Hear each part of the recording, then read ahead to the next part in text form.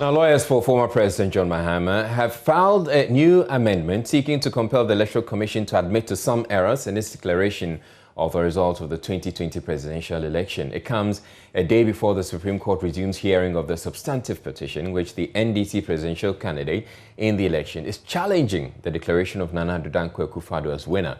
The amendment wants the EC to admit to some 18 facts the petitioners have outlined. Court correspondent Joseph Akable joins us with more. So, Joseph, what are these 18 facts that they want the EC to admit? A number of them is 18, like you pointed out, but they essentially relate to the declaration that the Electoral Commission chairperson made on December 9. In that declaration, you recall she announced that Nana Addo Dankwa Akufo-Addo obtained more than 50% of the vote cast.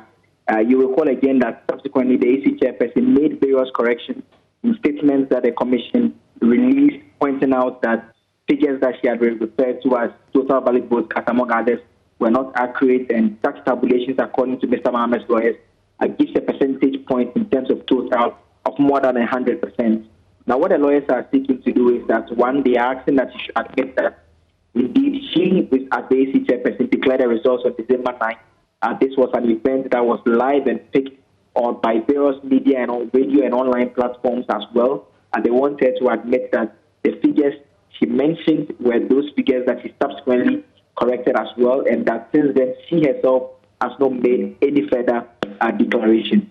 We understand in terms of the lawyers, the strategy that they are putting across is that they want these matters to be admitted in court. Once it's admitted by the EC chairperson, it spares time in terms of elongating cross-examination, because instead of now having their lawyers need evidence to show that indeed she made mistakes in her declaration, they have her on oath admitting to making those errors, so that it makes the case move faster rather than leading to wanting to have them argue over those points and leading evidence to demonstrate that indeed she made errors. They rather want her to on her own admit to those errors so that it becomes fact and it becomes incontestable, so that the trial just proceeds without a need for a back and forth over those matters.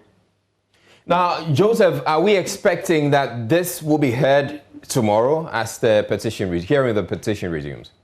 In terms of the documents filed, the date for the motion to be moved is tomorrow.